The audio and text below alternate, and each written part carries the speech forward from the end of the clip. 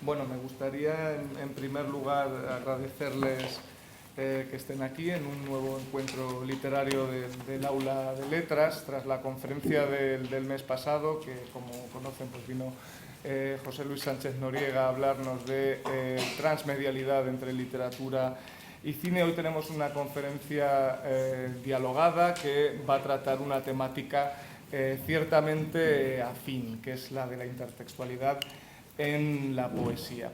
Y a la hora de presentar a nuestros dos ponentes de hoy, me gustaría señalar que, aunque ambos son bien conocidos y parecería bastante simple presentarlos, es una tarea tremendamente complicada porque son dos intelectuales de múltiples máscaras, por lo cual un relato univocal de su currículum sería ciertamente poco exacto. Voy a comenzar hablando del doctor Adrián Sáez, que pese a su juventud, me puedo permitir decir esto porque soy mayor que él, ha recorrido ya muchas de las veredas del bosque de la filología. Podríamos mencionar su diligencia en el ensayo crítico, 4 monografías, por ejemplo una dedicada a Saavedra Fajardo, el teatro de Miguel de Cervantes, la pintura en la poesía de Quevedo o la más reciente dedicada a los godos y la identidad nacional en la literatura del siglo de oro. Podríamos mencionar también la ecdótica, es editor de la poesía completa de Miguel de Cervantes, de la información de Argel también, y recientemente también de La tía fingida, una de las novelas ejemplares que, como saben, a veces está un poco discutida dentro del corpus de Cervantes, pero que Adrián sí que ha incluido claramente en él. Y también podríamos mencionar, como no, el artículo científico. Hoy he estado contando, creo que hay más de un centenar de publicaciones aproximadamente, lo cual no está nada mal. Todo ello nos habla de un filólogo ciertamente polifacético, de mirada amplia, y que además va a dirigir la Biblioteca Crítica Luis Alberto de Cuenca, que estoy seguro que nos va a deparar muchos placeres futuros a los lectores de la poesía luis albertiana. ¿Y qué decir de Luis Alberto de Cuenca, el poeta de las 1000 caras?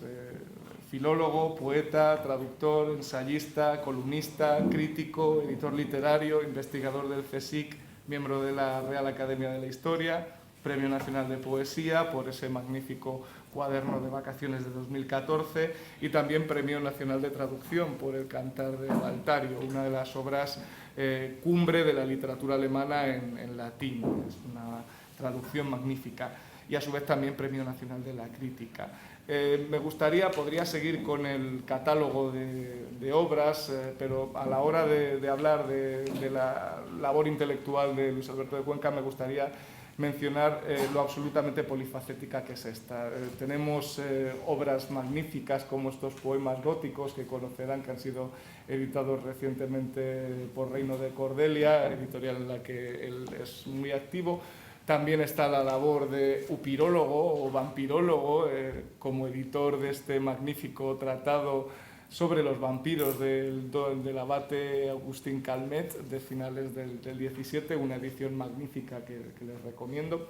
O esta colección, por ejemplo, de poesía, El Reino Blanco, también sacada por Visor, que es una maravilla. Podría dedicar muchos minutos a hablar de toda su obra, pero creo que lo más interesante es que dejemos que el diálogo entre el editor y filólogo e investigador de Luis Alberto de Cuenca y el autor se produzca, y sin más voy a cederle la palabra tanto a Adrián como a Luis Alberto, que van a hablar sobre la intertextualidad en la obra de Luis Alberto de Cuenca. Así que sin más tienen la palabra Adrián Sáez y Luis Alberto de Cuenca. Muchas gracias, Alfredo.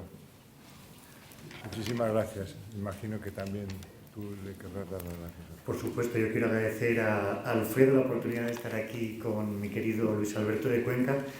Se habrán dado cuenta ya de que nosotros somos amigos y en realidad estamos aquí por eso, porque en la tierra donde vivo ahora esto se llama hacer una sviolinata, en español sería hacerme la pelota sin necesidad.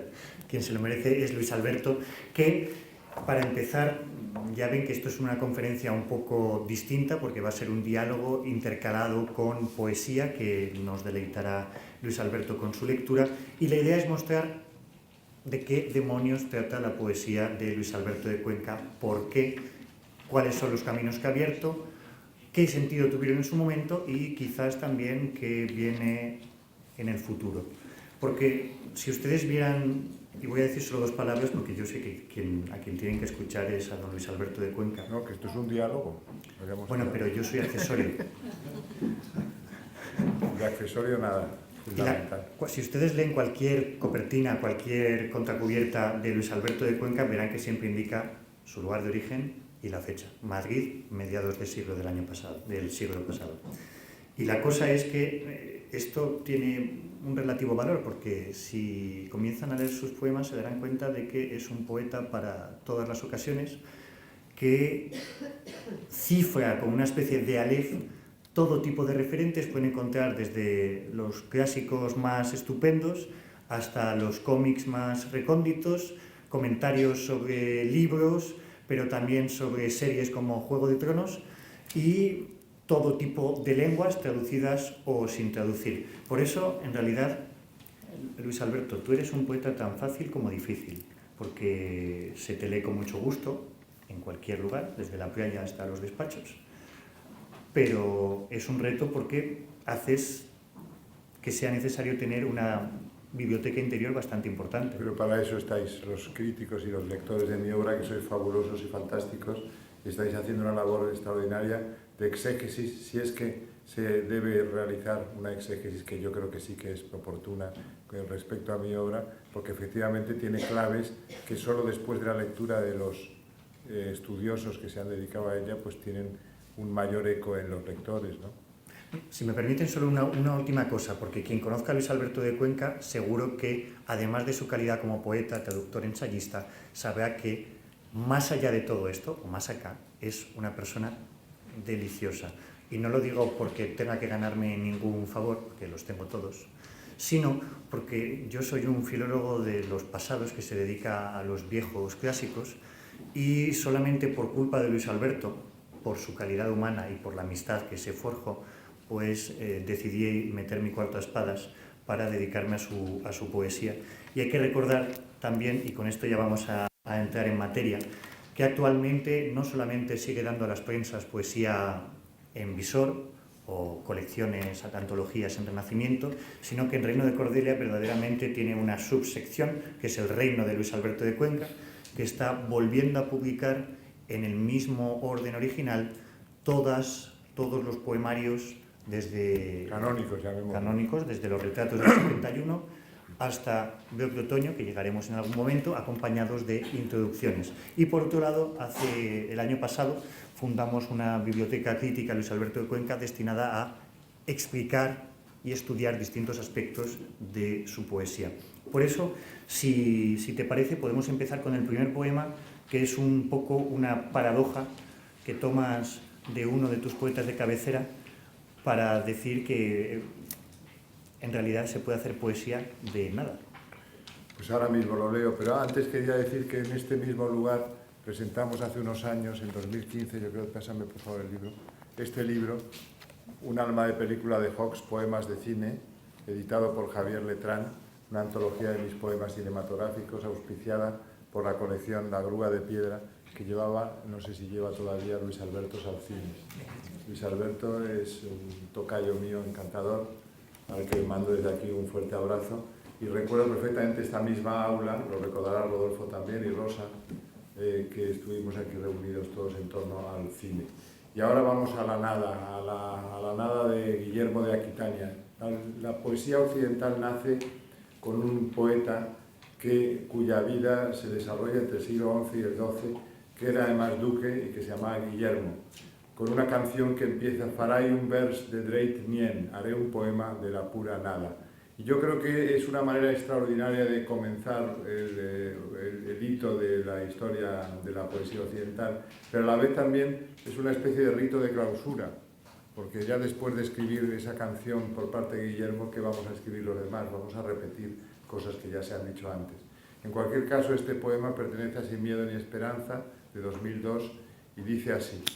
Está basado en el poema de Guillermo de Aquitania, pero evidentemente aportando, en esto consiste también la intertextualidad, que no es solamente repetición de textos precedentes, sino que lo que hay es una reinterpretación de los mismos a la luz de la biografía personal del poeta. Por cierto, este es uno de los poemas que fue musicado por Loquillo en su disco Su nombre era el de todas las mujeres. Debo agradecer también, y perdonad que estoy muy, en fin, siempre que estoy con Adrián, como es tan bondadoso conmigo, me pongo muy nervioso. Debo agradecer también a la Universidad de Cantabria y a nuestro amigo Alfredo Moro, al que he tenido el gusto de conocer hoy, pero que me ha parecido una persona extraordinaria, pues el hecho de que nos haya invitado a hacer esta conversación a dos, que yo creo que lo vamos a pasar muy bien, por lo menos los de la mesa, espero que vosotros tampoco os aburráis demasiado. Sobre ti, sobre mí, sobre el infierno de nuestro amor y sobre el paraíso de nuestro amor, sobre el milagro inútil de haberte conocido y el abismo de haber viajado al alba y al crepúsculo con un monstruo tan dulce y tan dañino, sobre la huella que dejó tu cuerpo en mi cama y en todos mis sentidos, sobre el vestido negro y ribeteado de encaje con que andabas por el filo de la traición, sobre tu piel blanquísima y sobre el tiempo que perdí contigo, sobre todas las cosas que anteceden y sobre nada, ¿acaso no es lo mismo? Escribiré un poema recordando la canción de Guillermo con el frío de la distancia y con la sensación de no haberlas vivido. Bueno, como veis son endecasílabos rimados en asonante, los pares, y acaban en un, de no haberlas vivido, en un heptasílabo, ¿no? Heptasílabo, sí. Efectivamente, en un heptasílabo. La verdad es que los endecasílabos y los heptasílabos, dígalo Fray Luis de León, siempre casan muy bien y no está mal, sobre todo en mi estética, que es siempre rupturista con respecto al último verso, en el que se produce una especie de sorpresa para el lector, pues me gusta a veces recurrir al heptasílabo, al endecasílabo si el poema está en alejandrinos, o al heptasílabo como es el caso este. Pero cuéntanos, en unos principios, vuestra generación, se llame generación del 68, culturalista, veneciana, como sea, practicaba esta intertextualidad de manera desaforada, casi de manera a lo Góngora, para ocultarse. A lo Góngora o a lo Pound, que era también nuestro maestro. Pound, efectivamente. Pound. Y de hecho en un momento, en uno de los prefacios de Scolia, decías que únicamente te interesaba eso. La glosa. La glosa, el comentario, las variaciones sobre... Tenía un ataque de filología muy duro. Me había dado un patatús filológico. Y eso se rompió, se dice siempre que en el 85 con La caja de plata te abres a una línea clara que en realidad es mucho más continuista de lo que se suele mantener. Mucho más continuista de lo que se suele decir. Pero ¿cómo ves esa evolución dentro de tu poesía? ¿Has cambiado? ¿Sigues inspirándote en recuerdos? ¿Sigues engañando a los lectores pensando que te basas con el texto al lado? ¿Lo tienes en el cajón de la memoria? El texto al lado nunca lo tengo en el cajón de la memoria. Pero evidentemente cuando defendía que solo se podían hacer glosas y que los escolios eran lo que me interesaba de la tarea poética, estaba de algún modo exagerando, porque también estaban mis propios recuerdos y mi propia biografía puesta en el tapete en esa primera etapa. Y también se exagera si se dice que a partir de La caja de plata todo es línea clara y que no hay intertextualidad y que realmente se abre un operativo completamente diferente en mi manera de enfocar la poesía. Yo creo que hay muchísimo más de continuismo de lo que se ha dicho hasta ahora. También hay críticos que lo han subrayado, por otra parte, en los libros que estás realizando tú se sigue más o menos esa teoría, pero en general al principio se creyó que había dos Luis Albertos de Cuenca y eso es muy difícil porque somos siempre una misma persona. Vamos envejeciendo, obviamente, vamos viendo las cosas de otra manera, pero somos el mismo siempre. Como diría Borges, el otro y el mismo a la vez, ¿no? Pero en cualquier caso mi generación fue una generación que estaba un poco ahogada por la poesía social del momento y que entonces se refugió en la cultura, y no solo en la cultura española clásica, sino en la cultura universal, buscando mayor espacio para la respiración, ¿no? En cierto modo, que se necesitaba en ese momento. Y no es que nos pareciera bien que nuestro entorno político, social y económico, que era muy precario, pero en cualquier caso creíamos que la literatura se mantiene al margen de la sociedad y tiene un valor importante no solo como reflejo del tiempo en el que toca vivir, sino como lenguaje autónomo. Y en ese sentido yo creo que la generación del lenguaje, la de los novísimos, la de los venecianos, nos planteamos eso, pero realmente, Adrián, Alfredo, yo creo que esa generación duró muy poquito. Enseguida hubo evoluciones personales de cada uno de los miembros de esa generación que llevó el juego a otro tablero, ¿no? Entonces, yo pienso que en mi caso, esa postura hiperculturalista se reflejó en los libros Los retratos del 71, Elsinore del 72. Ya Scolia anunciaba otra cosa, pero otra cosa que era la misma, solo que creciendo.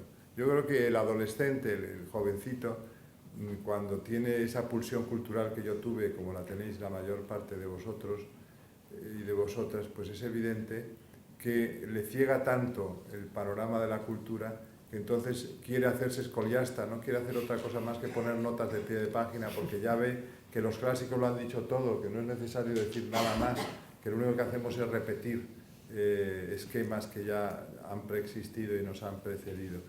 Y cuando te haces maduro te das cuenta de que, como diría Gil de Viedma, envejecer y morir es el único argumento de la obra. Entonces eso tiñe de biografía personal y tiñe de sentimiento y de emoción tu obra. No es que estuviera ausente antes, pero estaba oculta por esa especie de cegamiento que produce la cultura en alguien que milita en las filas de la misma con una insistencia tal como la que yo militaba, ¿no?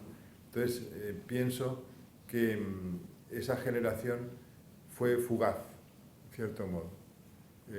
Jean Ferret, por ejemplo, sí ha seguido con una maniera que de algún modo sigue los postulados venecianos, pero ya Carnero no, por ejemplo, y otros poetas tampoco, y hay poetas que se han reintegrado en mi generación que empezaron a publicar más tarde, como por ejemplo Miguel Dors o Julio Martínez Mesanza, que en medio de todo ese cultivo de la cultura tienen el destello siempre de lo autobiográfico, de lo personal. Yo creo que sin emoción no existe poesía. Puede haber cualquier cosa que falte en un poema y puede justificarse que siga siéndolo, excepto la emoción. Sin emoción, a mi modo de ver, no hay arte.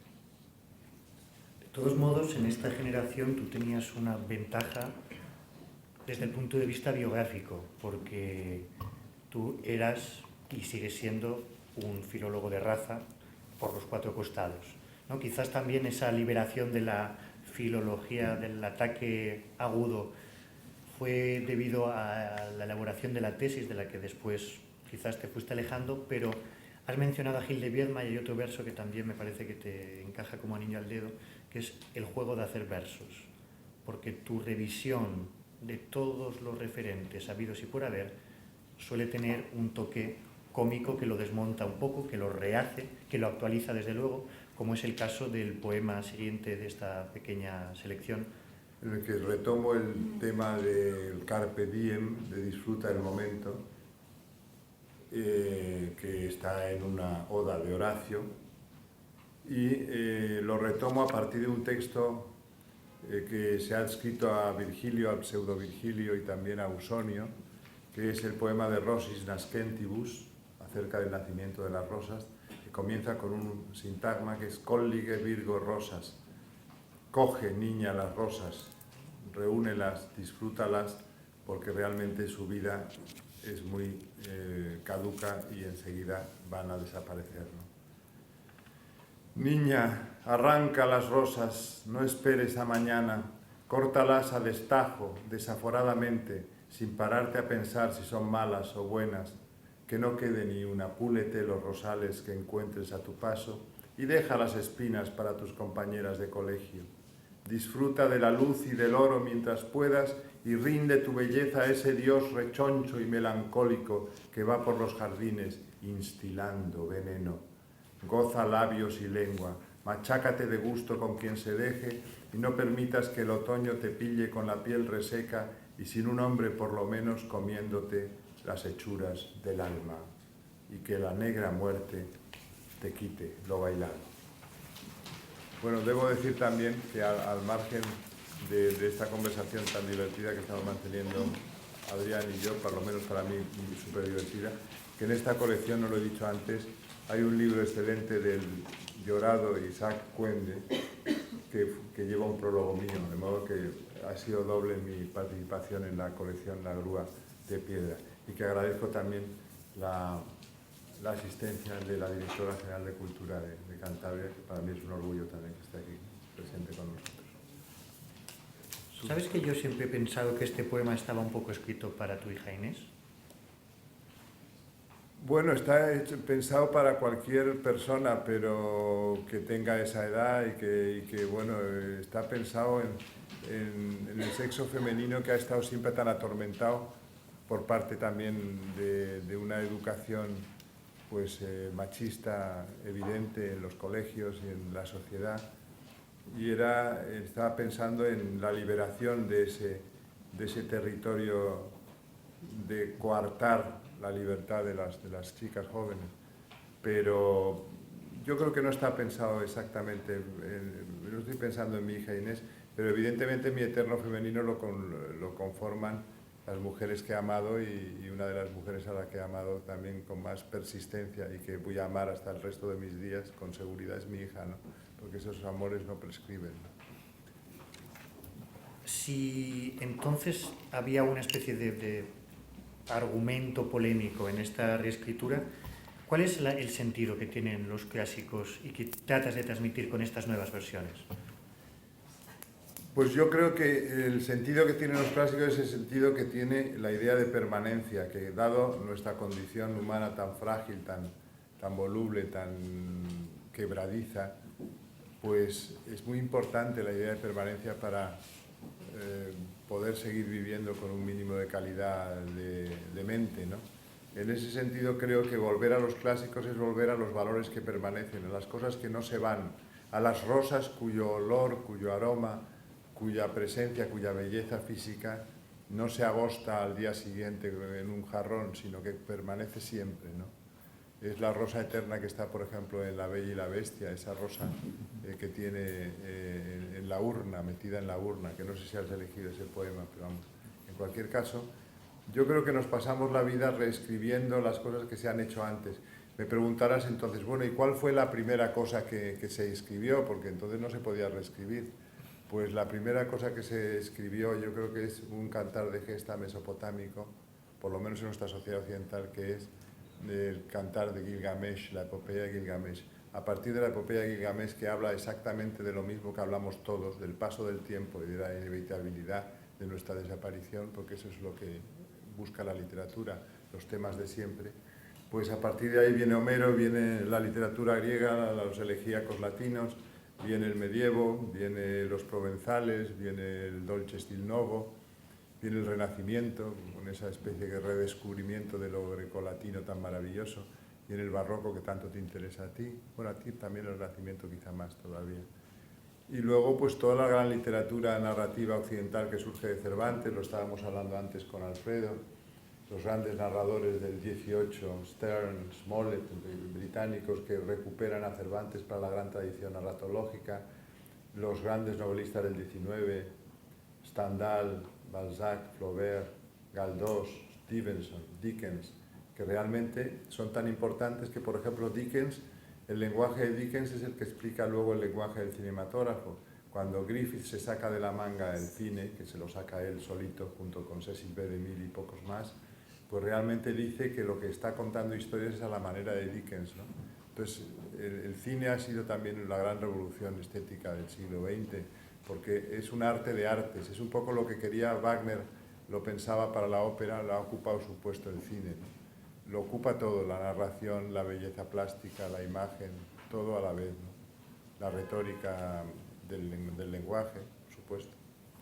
Luego volveremos al cine porque, además de la invitación de este libro santanderino, es muy importante en tu poesía en general. Pero estaba pensando, a la vez que hablabas, que si se dan cuenta,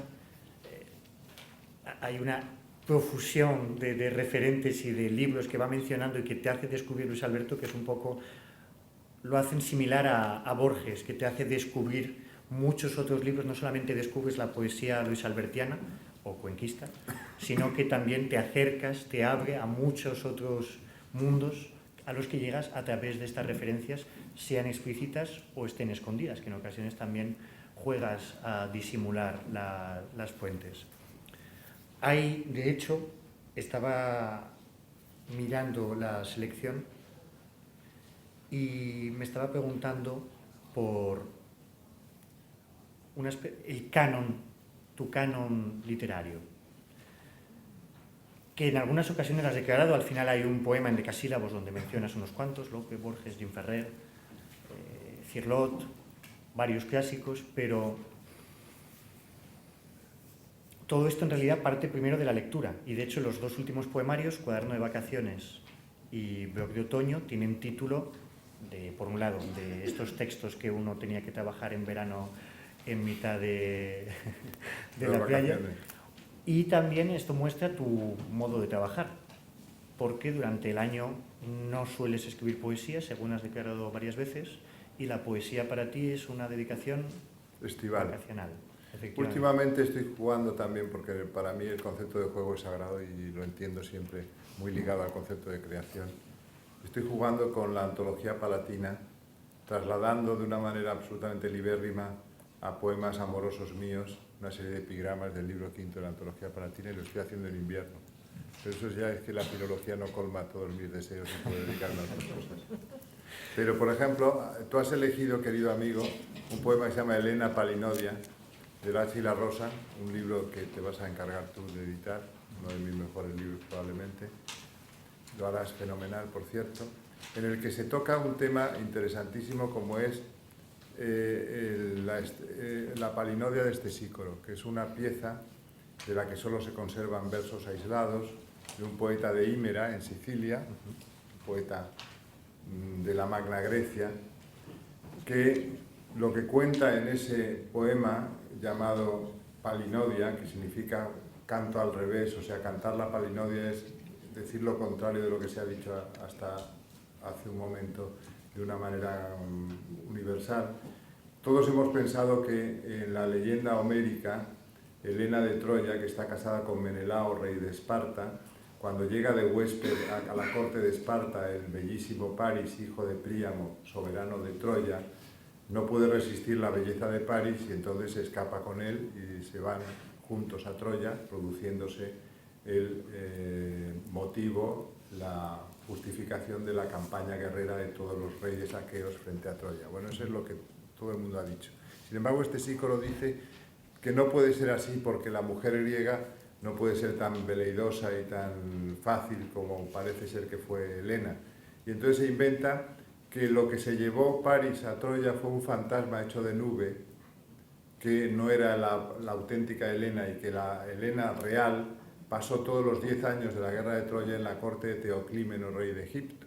Y entonces eso pues me da motivo para reescribir un poco la historia del homerismo, pero desde el punto de vista de una de las personas que nunca jamás había tenido protagonismo en todo esto, que es del esposo engañado de Menelao, que se resiste a pensar que su mujer le ha engañado. Y dice así: en el fondo, por supuesto que le engañó, lo que pasa es que se juega con esas dos visiones, el no poder soportar la idea del engaño y el engaño que en realidad se produjo. Todo basado en Stesícoro y en su Palinodia. Habla Menelao: no, no es verdad, amor, aquella historia. No llegó a seducirte aquel imbécil de rizos perfumados. No te fuiste precipitadamente de la fiesta de nuestro aniversario con los ojos clavados en el bulto que emergía de entre sus piernas y con las narices saturadas de droga. No embarcaste en su yate de lujo con lo puesto, que casi no era nada, mientras yo te buscaba en la calle como un loco, creyendo que te había pasado algo. No desapareciste de mi vida como una exhalación y para siempre.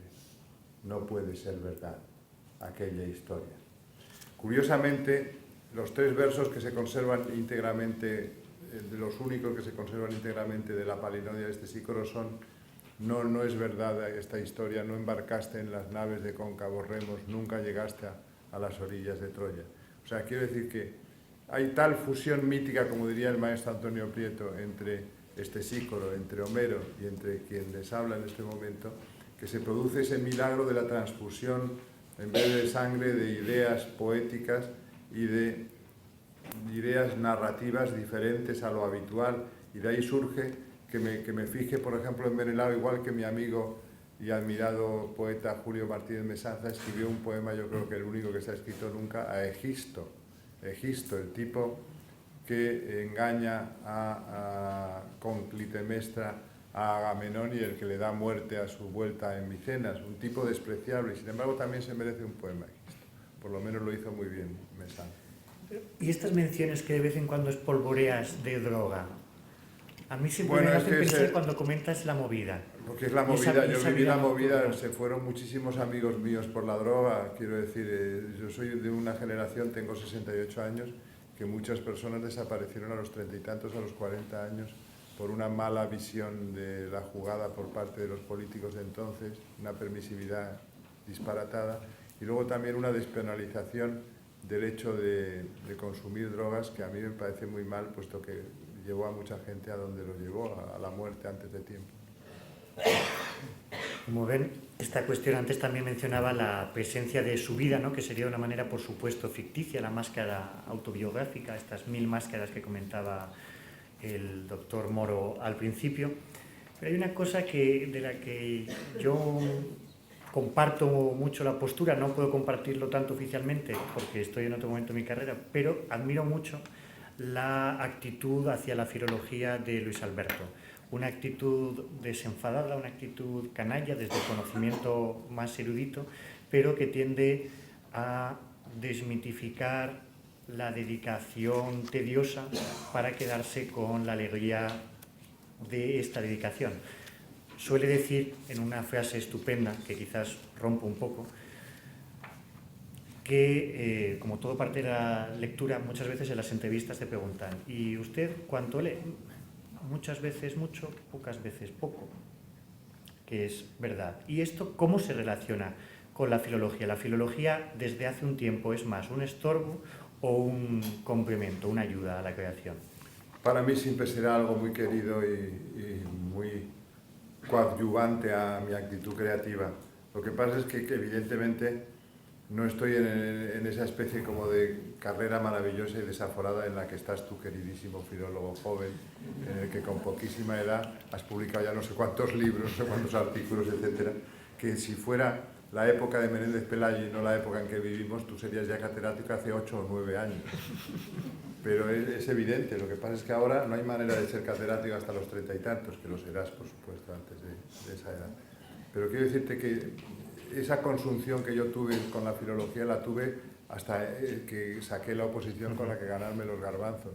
Y luego fui ascendiendo en el escalafón hasta que ya llegué a un sitio en que no se podía ascender más.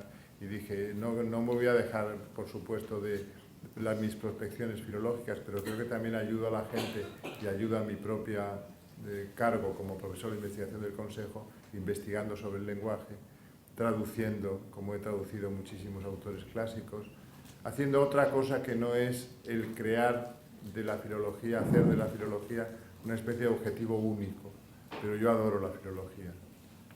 Me encanta incluso ya la etimología, el amor al logos, ¿no?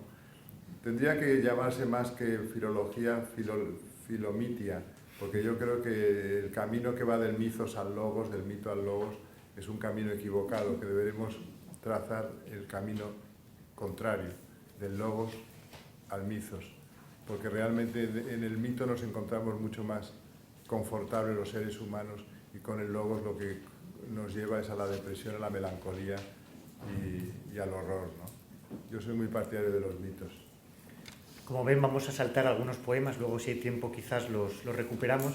Yo ahora estaba pensando en filología, para qué, preguntas, etcétera, pero quizás le regalamos ya una de las sorpresas de la noche, porque les traemos un poema inédito a medias, que quizás muchos de ustedes no conozcan, que es el número 6, porque es un poema de encargo, recuperando una tradición antigua que es escribir poesía para una circunstancia muy precisa. Un amigo común, Antonio Sánchez Jiménez, escribió a Luis Alberto de Cuenca pidiéndole un poema para, casi como un poema me manda a hacer Violante, un soneto me manda a hacer Violante, en torno al 22 de abril del año pasado, y el 25, no, si fue el 22, el 23 estaba hecho el poema, que es el número 6 que tienen aquí, que creo que también presenta varios rasgos fundamentales de la poesía de Luis Alberto, como es, ven, un soneto perfecto, capaz de sacar la esencia más profunda de uno de sus autores de cabecera, en este caso Lope de Vega, reformularlo con otros referentes y vean el juego al que da lugar. Curioso, porque realmente yo necesitaba escribir ese poema. A veces los encargos lo que hacen es hacer explícito un deseo que anida en tu interior y que no había tenido ocasión de plasmarse hasta ese momento, ¿no? Yo sí creo en que se pueden hacer poemas excelentes de encargo. Por ejemplo, uno de mis poemas mayores, y yo creo que eso estará de acuerdo Alfredo y tú también, Adrián, es El Cuervo. El Cuervo, que pertenece al Reino Blanco. Me parece recordar que era el Reino Blanco, ¿no? Sí, sí. Sí. Bueno, pues El Cuervo, que es un poema largo, basado en El Cuervo de Edgar Allan Poe, pero absolutamente lejano también al Cuervo de Allan Poe, porque lo único que tiene, digamos, en común con El Cuervo de Allan Poe es que hay una amada muerta, es lo único que hay en común. Es uno de mis poemas más personales, más necesarios, más obligatorios, y sin embargo es un poema que surge de que Fernando Marías, no el catedrático de Historia del Arte, sino el narrador, el novelista, Que estuvo aquí hace poco, además. Que es un tipo, un comunicador extraordinario, quiso hacer un homenaje a Edgar Allan Poe y organizó un libro en el que poetas y narradores rendíamos homenaje a Poe. Entonces yo escribí este, que es mi poema más largo, creo que son 120 versos, y cuento mi vida realmente. Lo que cuento es mi historia con Rita Macao, una maravillosa mujer, primera novia mía, que murió a los 19 años en un accidente de automóvil que me dejó ya hecho unos zorros para los restos. Pero bueno, estábamos con Lope, con Antonio Sánchez Jiménez, un grandísimo experto en Lope, que acaba de publicar, se lo recomiendo muy hacendadamente, una biografía de Lope extraordinariamente escrita, muy novedosa y al mismo tiempo muy tradicional en su planteamiento, que es Lope, el verso y la vida. Lo ha publicado Cátedra en 2018 en su nueva colección de biografías, que dirige precisamente Antonio Sánchez Jiménez en colaboración con Luis Gómez Canseco. Y dice así el soneto que escribí por encargo, pero que me ayudó a fijar mi posición respecto a mi poeta favorito, que es Lope de Vega, y siempre lo diré, que me interesa muchísimo más que Quevedo y que Góngora juntos, que me parece un poeta extraordinario, sin ninguna duda. Esta es la perdurable biografía de aquel fénix de ingenios, hay una errata, aquel fénix de ingenios, niño eterno, que si no sobraría una sílaba. Esta es la perdurable biografía de aquel fénix de ingenios, niño eterno, que jugó a ser genial y en pleno infierno hizo brotar la flor de la alegría. Esta es la hoguera de melancolía en que ardió nuestro poeta más moderno, duro en amor, con la familia tierno, Hyde de noche, Dr. Jekyll de día. Aquí de su andadura por la España de un siglo al tiempo oscuro y luminoso que él protagonizó con su talento. Aquí de su paseo por la entraña del hispano vivir, por el gozoso reino de la emoción y el sentimiento. Volvemos a la emoción como elemento, ingrediente indispensable a la hora de crear poesía, ¿no? Y desde luego Lope destila emoción por todos los poros de su cuerpo y de su creación literaria, cosa que no puede decirse de otros poetas de la época. ¿En quién estás pensando? Estoy pensando en Góngora. No, si te metes con Quevedo nos batimos en No, duelo. con Quevedo no puedo pensar, sobre todo después de mi adquisición última, de las 3 últimas musas, que es a Rodolfo, gran librero cántabro, le gustará, que he conseguido la edición de 1670 de las 3 últimas musas de Quevedo. Tenía la de las 6 primeras de 1648, he conseguido completar la obra poética de Quevedo en primeras ediciones, estoy muy contento.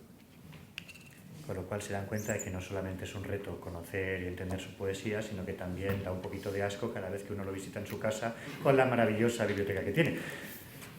Pero te queremos igual, Luis Alberto. Muchas gracias. Yo lo que hago cuando llega gente como Adriana a casa es que luego pues hago una especie de registro minucioso de todas las cosas que yo consigo. aparte de la literatura, si les parece, vamos avanzando un poco hacia otros mundos, hacia otros ámbitos. En realidad, has sido un poco atrevido, un revolucionario, un visionario, llámate como quieras, porque has introducido en la poesía muchos elementos que en apariencia o no parecían poéticos o no contaban con una tradición tan poética. Ahora, decirlo hoy en día, donde incluso tiene sus propios estudios, el cómic era el hermano pobre, por no decir el primo tonto, de la literatura, de un tipo de subliteratura o infraliteratura, y tú desde siempre, casi desde tus fotos de niño, siempre lo has reivindicado a la misma altura de la real literatura, en una equiparación totalmente legítima de la Sobre alta todo y la baja cultura. Porque ¿no? hay cómics que son de primerísima línea, que son los Homeros o los Shakespeares del cómic. Evidentemente las comparaciones son odiosas, no es que pueda decir que Little Nemo y Slumberland es mejor que Shakespeare, pero en su género es igual de importante que Shakespeare en el suyo. Es por lo que he defendido siempre el cómic, el noveno arte, el arte de las viñetas.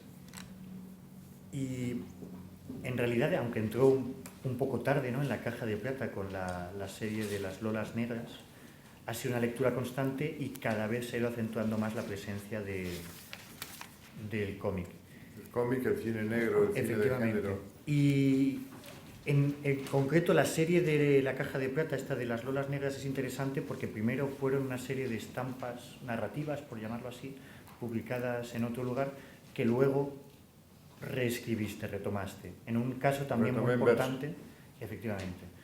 En un caso también muy interesante para que vean que Luis Alberto no solamente trata los 4 o 5 temas de siempre, son declaraciones tuyas, no estoy metiéndome contigo, sino que además vuelve una y otra vez sobre su obra en un ejercicio muy interesante de reescritura. Y de hecho, el Marbete Línea Clara procede no del mundo de la literatura, sino del mundo del cómic, y la autoría de ese Marbete es de José Luis García Martín, el crítico extremeño afincado en Asturias, que lo empleó por primera vez en la Nueva España. Lo que pasa es que no ha vuelto a emplearlo y lo he empleado docenas y miles de veces, pero en cualquier caso fue el que lo inventó. Bueno, la línea clara es esa línea que está presente en el cómic franco-belga sobre todo, que son unos contornos muy delimitados, colores planos y sin matices, digamos academicismo formal, todo lo contrario de lo que supuso el impresionismo, por ejemplo, en pintura, todo lo contrario. El rafaelismo a tope, decadentismo a tope, Pompier, eso es el estilo de línea clara que yo pretendo. Que llega a todo el mundo, que imita la realidad, que sigue la mímesis aristotélica de una manera ortodoxa y que es la estética que a mí más me ha fascinado siempre, ¿no? Y que es la que sigo en mis poemas. Comunicabilidad también al 100%, y eso lo he podido comprobar, por ejemplo, con alumnos de ESO en multitud de institutos donde he dado recitales, y los chicos y chicas de 13, de 14 años lo pasaban muy bien con una selección de mis poemas, lo cual quiere decir que había comunicabilidad. ¿Leemos Línea Clara o cuál te parecía? De La vida en llamas 2006, Línea Clara, dedicada a Paul Luxer Núñez, un gran polígrafo, amigo mío, que ha sido hasta hace muy poco miembro de traductores de la Comisión Europea en Bruselas. Dicen que hablamos claro y que la poesía no es comunicación, sino conocimiento, y que solo conoce quien renuncia a este mundo y a sus pompas y obras, la amistad, la ternura, la decepción, el fraude, la alegría, el coraje, el humor y la fe, la lealtad, la envidia, la esperanza, el amor, todo lo que no sea intelectual, abstruso, místico, filosófico y desde luego mínimo, silencioso y profundo. Dicen que hablamos claro y que nos repetimos de lo claro que hablamos y que la gente entiende nuestros versos, incluso la gente que gobierna, lo que trae consigo que tengamos acceso al poder y a sus premios y condecoraciones ejerciendo un servil e injusto monopolio. Dicen y menudean sus fieras embestidas, defiéndenos Tintín, que nos atacan. Porque la línea clara, digamos por excelencia, es la línea clara de Hergé en el cómic Tintín, que es una verdadera maravilla, es una de las joyas del arte del siglo XX, comparable a lo mejor de Picasso o a lo mejor de Jean Fort, ¿no? Y eso que ha sido acusado últimamente de pecados de incorrección política, como Tintín. No, él siguió dibujando cuando Bélgica estaba en poder de los nazis. Y digo yo, ¿qué es lo que hubiera podido hacer? ¿Que se lo cargaran? Pues el tipo prefirió dibujar cosas maravillosas antes de morir, digamos, fusilado por la Gestapo. Pero realmente no encontraron ningún tipo de delito de complicidad con los nazis y consiguió salir del trance sin ningún tipo de problema. Pero evidentemente, digamos que Hergé estaba más pendiente de su arte que de cualquier otra cosa que si no se está pendiente hasta límites insospechados de lo que uno quiere crear, probablemente se quede en mero proyecto y no en realización auténtica como él ha conseguido llegar.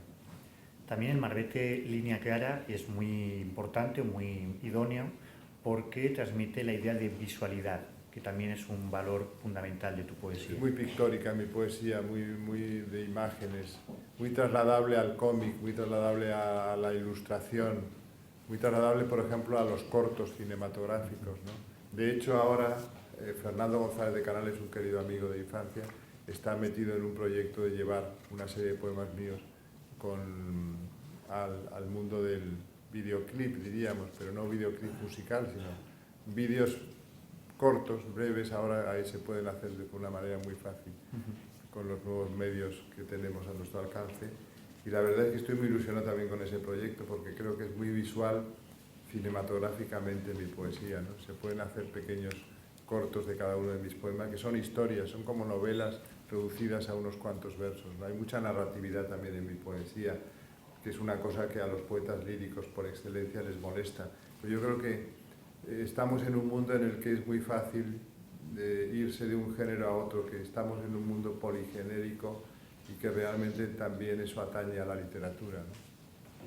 Recuerden que hay una versión de varios de los poemas de Luis Alberto de Cuenca en Reino de Cordelia, hechos por Pérez Bernetti, y cuenta, Reino de Cordelia, si puedes enseñar un momento a Alfredo, cuenta con la fortuna de tener a Miguel Ángel Martín, que es un artista como la copa de un pino. Un gran dibujante de cómics, autor de Brian the Brain y otras maravillas, Psicopatias sexuales, por ejemplo. Y es el ilustrador en exclusiva para Luis Alberto en Reino de Cordelia. Y sobre todo en la biblioteca Luis Alberto de Cuenca siempre las cubiertas las hace él, sí.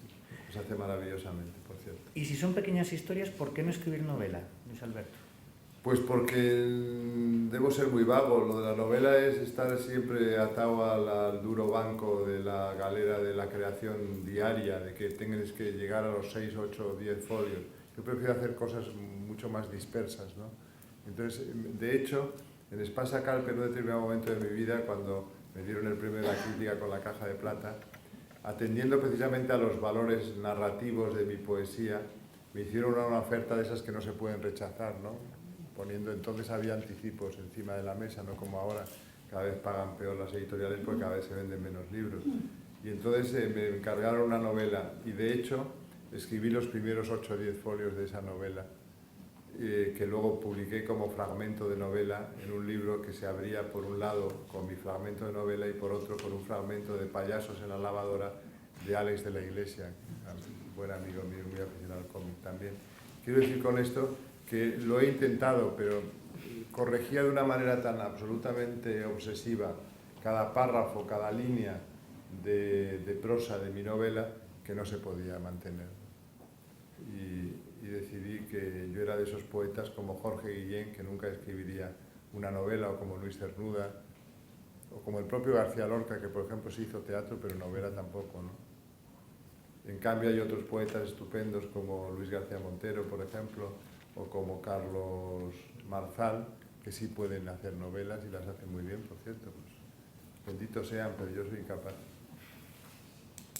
Está siendo muy injusto porque si luego buscan la cantidad de volúmenes de ensayos y columnas publicadas en periódicos después recopiladas... Bueno, eso quiere decir que injusto en el sentido de que sí he trabajado mucho en prosa, pero en prosa narrativa no. Eso es cierto.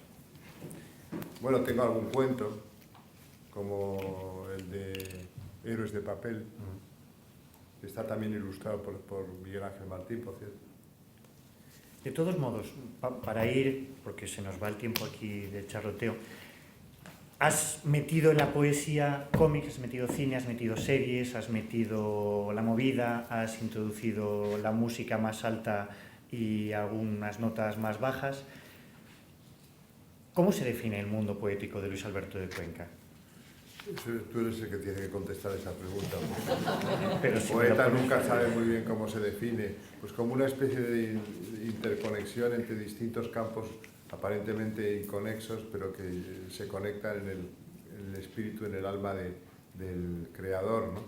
Y que son todas las cosas que has ido comentando a lo largo del diálogo, ¿no? La cultura popular, la alta cultura, los clásicos, el cine también de mudo, por ejemplo, que me interesa aún más que el sonoro, qué sé yo, tantas cosas que se cruzan en mi producción, pero es lo que te ha posibilitado a ti hacer incluso una biblioteca crítica sobre mi poesía, porque hay tantas facetas en un puñado de versos, porque no tendré más de 600 páginas de versos, que eso es poco para una vida. Bueno, bastante si, por ejemplo, piensas en que Jaime Gil de Viedma, mucho mejor poeta que yo, dejó 250 páginas tan solo. Yo ya van por 600 más o menos, o quizás 700 ahora. No las he contado porque la última recopilación de poesía completa tenía ya 500 y faltan todavía 3 libros, ¿no? Que ahora probablemente incorpore a la colección de Los Mundos y los Días El Reino Blanco. Y deje Cuaderno de Vacaciones como libro exento y también el blog de otoño, ¿no? O sea, es lo que tú has comentado a lo largo de toda tu intervención, eso es mi poesía, lo que decís los críticos, los lectores, la gente que ha tenido la amabilidad y la benevolencia de acercarse a mis versos, ¿no? Tenéis razón, yo creo que además no creo que lo que se haya escrito sobre mí sea disparatado, salvo en algunas ocasiones muy concretas, ¿no? Entonces creo que leyendo la crítica que se ha desarrollado sobre mi poesía se llega perfectamente a las claves de la misma. De todos modos, hay una cosa que nunca hemos hablado y que me lleva preocupando un tiempo, Luis Alberto, porque últimamente te has disparado. En tus inicios tenías unos poemarios de 15, 20 textos y la última vez has publicado 123. ¿Qué ha cambiado? No, pero es que ahora voy a empezar a lo de los 15 o 20 o 30 otra vez, porque me parece que ya se me ha pasado el arroz. Yo creo que lo de 123 poemas es un caso único, se compadece con unos veranos muy, digamos, fértiles, muy prolíficos, y yo creo que ya no va a haber más veranos prolíficos, entre otras cosas porque me operé de cataratas. Yo antes veía fenomenal de cerca y fatal de lejos, ahora veo muy bien de lejos, os veo perfectamente a todos. Sin embargo, de cerca no veo 3 en un burro y entonces tengo que usar gafas para todo de cerca. Y estoy molesto si estoy con las gafas puestas porque no os veo con las gafas de cerca. Y sin embargo, antes estaba muy contento porque me daba igual no ver de lejos, pero ver de cerca sin gafas. Entonces, todas esas minusvalías físicas pues acaban teniendo también su escasa rentabilidad en la creación literaria. Bueno, entonces haremos más intervenciones de circunstancias para ayudarte a escribir esos poemas que ya tienes. ¿Qué te parece si vamos hacia un poema que está en todas las antologías, se lee en todos los matrimonios, sirve tanto de noche como de día, y que sirve como un ejemplo perfecto de tu estética matinal, esa poesía luminosa, alegre, divertida, y que además se le ven las costuras perfectamente, porque todos los presentes reconocerán el hipotexto, el modelo que Luis Alberto de Cuenca reescribe en El desayuno, un poema que sabes que me hace especialmente perder la cabeza. Muchísimas gracias, Adrián. La verdad es que es un poema que tiene mucha aceptación popular y que realmente se publicó dentro de una atmósfera de lo que llamé en El otro sueño las mañanas triunfantes, que es un término que se acuña a partir de Victor Hugo de la Légende des siècles, cuando dice en su poema Vos endormis, que dice «Quand on est jeune, on a le matin triomphant», cuando se es joven se tienen las mañanas triunfantes, pero luego no es a partir de Hugo como lo conocí, sino a partir, para que veáis todo lo que es el tema de que nos ocupa del tema de lo de la... ¿Cómo se llama esto técnicamente? Lo que íbamos a hablar hoy. De la intertextualidad. Eso, es que son términos muy modernos.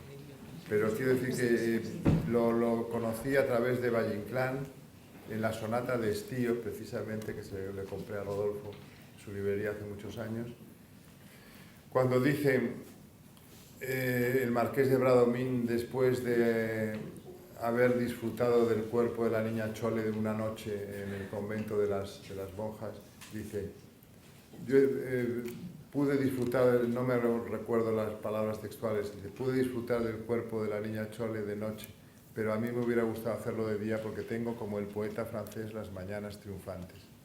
Bueno, pues yo tengo también las mañanas triunfantes, como se dice, y se asevera y se confirma en el poema El desayuno. Me gustas cuando dices tonterías, cuando metes la pata, cuando mientes, cuando te vas de compras con tu madre y llego tarde al cine por tu culpa.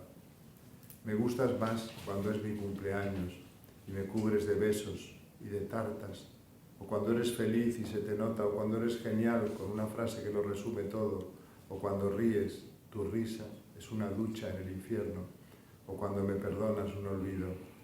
Pero aún me gustas más, tanto que casi no puedo resistir lo que me gustas, cuando llena de vida te despiertas y lo primero que haces es decirme, tengo un hambre feroz esta mañana, voy a empezar contigo el desayuno. Las mañanas triunfantes, de Víctor Hugo y de Valle Inclán.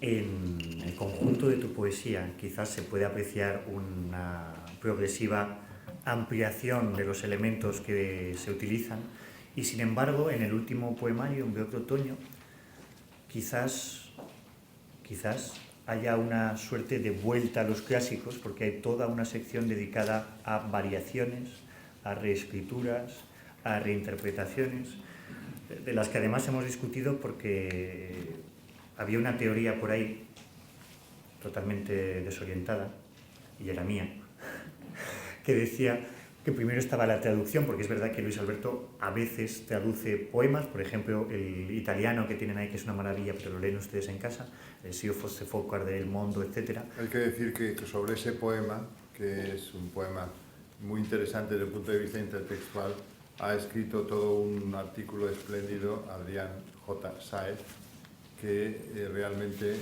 lo analiza de una manera perfecta, partiendo de un soneto de Cecco Angiolieri, que es un autor de la época de Dante, más o menos, en el que dice que es un poeta muy moderno, porque el poema lo que hace es acabar con todo. Si fuese fuego, dice, quemaría el mundo; si fuese viento, lo sembraría de tempestades, etc., ¿no? Entonces yo lo llevé al terreno amoroso y lo convertí en algo positivo, lo que era muy negativo y muy acre, muy encarnizado con la sociedad, ¿no?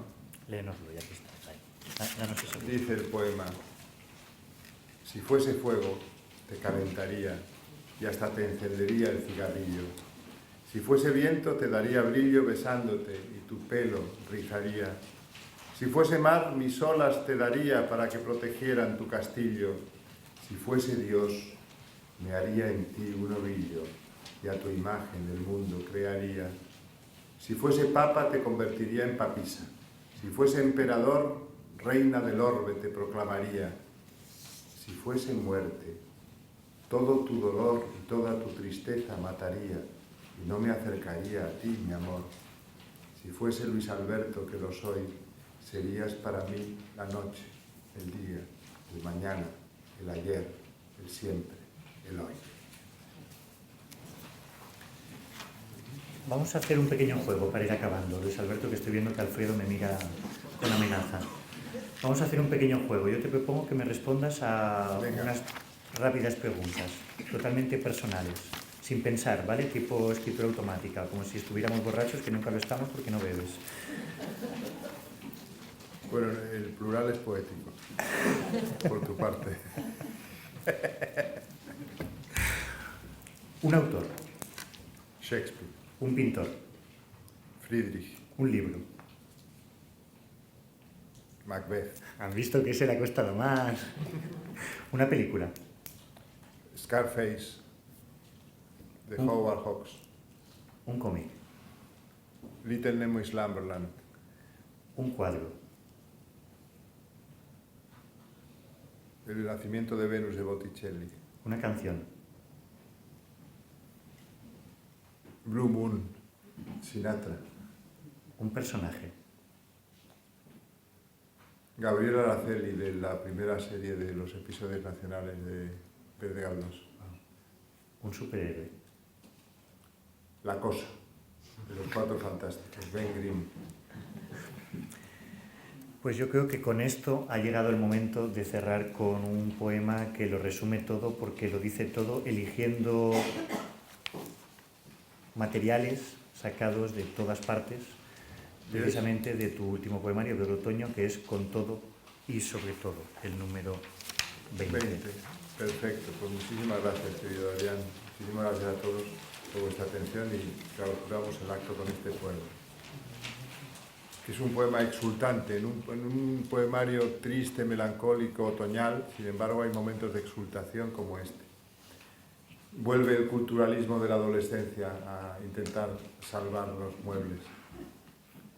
Ha llegado el momento de hacer versos con todo y sobre todo, con la prosa del juez Dee, tan precisa, tan científica, con las viñetas de mis adorados Milton Caniff, Frank Robbins y Alex Raymond, con el Bompiani, con The Grove Dictionary of Music and Musicians, con las obras completas de Voltaire y Bach y Mozart, con Rómulo Gallegos, Doña Bárbara, contigo, por supuesto, que renace sin cesar cada día de la espuma del mar de mis deseos más ocultos, con el Shakespeare de Hugo y con el Lovecraft de Houellebecq, con los besos y los cócteles que dieron brillo a nuestra juventud, con los amigos, mina de oro puro y generosidad inagotable.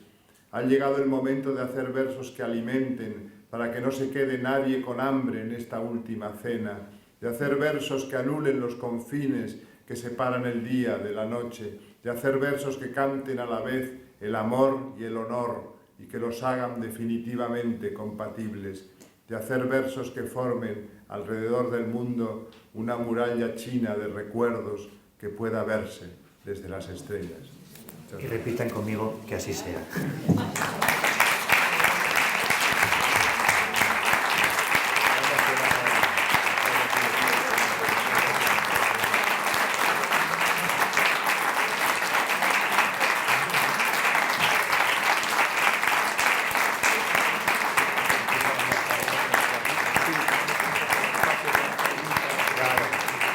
Hemos dejado un pequeño espacio para si queréis hacer alguna pregunta. Bueno, no es necesario tampoco que la hagáis, pero quiero decirte que sería aconsejable porque tenemos unos minutos todavía. Sí.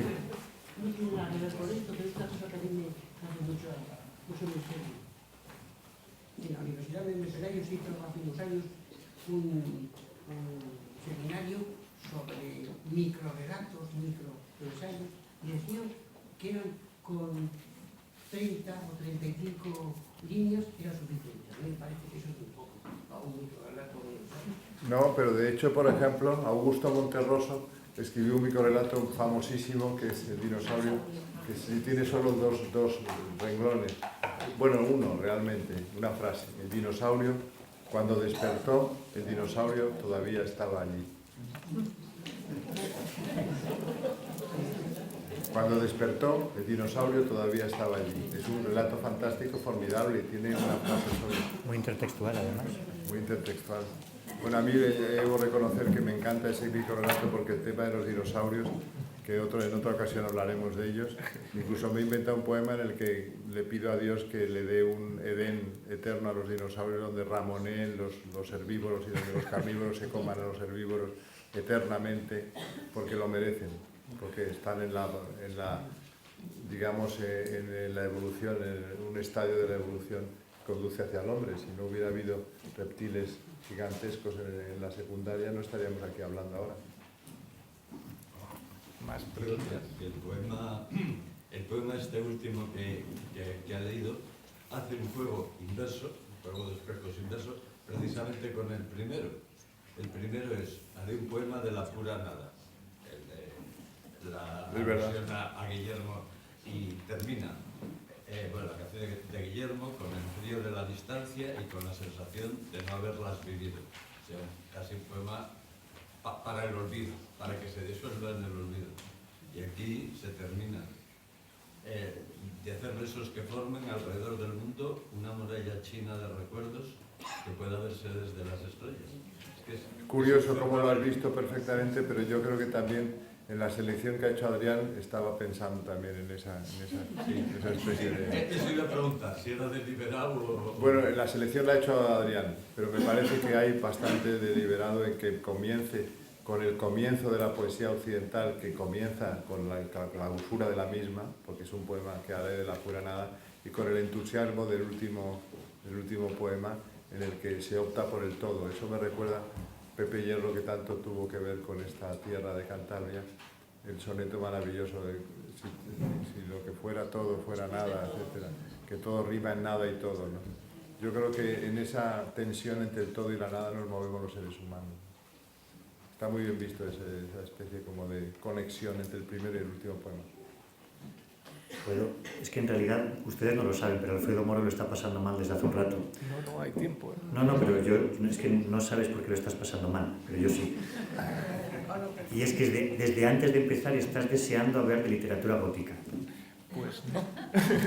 En realidad yo tenía pensado hacer una pregunta sobre eso, pero voy a cambiar porque me he fijado en un detalle y es que quizás no lo hayan podido ver, pero Luis Alberto tiene un reloj muy chulo, es decir, con un cowboy creo que es. Es Gene Autry. Gene Autry es uno de los héroes del viejo cine en episodios de los telefilms primeros de la televisión de los años 40 y 50 y llevaba siempre una guitarra, era un cantante folk que además era un cowboy aguerrido y había los tebeos de Novaro, que tú eres muy joven y seguro que no los has conocido, de México, pues había Hopalong Cassidy, Roy Rogers, Tomahawk, Red Rider y estaba también Gene Autry, que era mi favorito. Aquí está Gene Autry. Y mi pregunta es, ¿qué papel tiene el mundo del oeste en tu literatura? Pues un papel, digamos, no protagonista en cuanto a la temática de mis versos, pero sí íntimamente muy ligado a mi personalidad, porque me he criado, como todos los niños de mi edad, o de mi época, en el western maravilloso americano de Ford, de Hawks, de tantos otros, Raoul Walsh, y tantos otros genios, de John Huston, etc. Y bueno, John Huston tampoco es Richard Brooks, etc. Y la verdad es que esa especie como de épica del western que recupera la épica medieval, la épica de los cantares de gesta, es una épica moderna, ¿no? Y es curioso cómo, por ejemplo, los americanos con su viaje hacia el oeste han creado todo un sistema mitológico. Sin embargo, los españoles que estuvimos en América y que Cortés, por ejemplo, con 4 gatos y 3 caballos, conquistó todo un imperio, no hemos conseguido formar una mitología. Al revés, lo que estamos siempre es flagelándonos por lo que debía haber sido una mitología y le consigue siempre, y ha resultado ser una especie de autolesión, autocastigo, ¿no? Muy curioso eso, siempre me lo he planteado.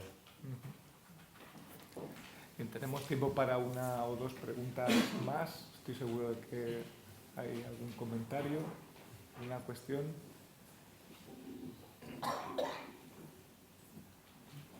Yo quería decir, no sé si estará de acuerdo, creo que era a mí Maluf el que lo dijo, había 3 cosas en la vida muy importantes, era el amor, la amistad y la poesía. El resto era comercio. ¿El resto? Era comercio.